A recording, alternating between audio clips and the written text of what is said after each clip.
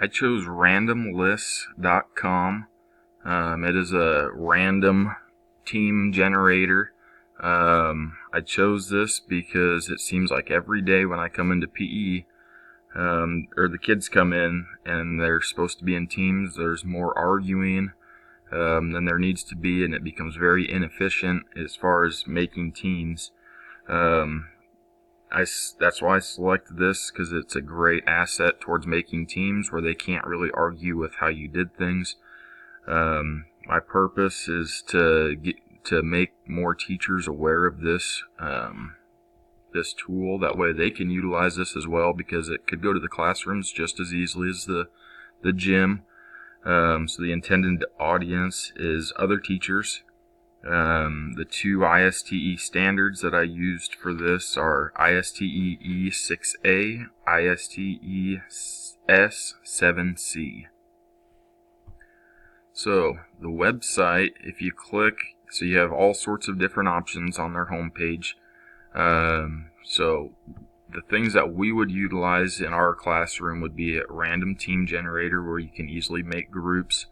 Animals, we've had kids moving around the gym where they're supposed to be a different animal or act or move like a different animal. So it'll generate any of those different names or animals randomly for you. So random team generator. If you go down to the bottom, it automatically came up with some names for you. Down here at the bottom, you can edit these names. So say I want to change Hector with Jimmy. I can easily click that in. I can choose how many groups I want the class to be split into, and then I can run it. And then it automatically makes those groups. If I have issues or want to switch teams, it's as simple as hitting rerun once you have your class in, and you can do that as many times to switch those teams up as you'd like. So I think this would be a valuable asset towards teachers that are always making groups.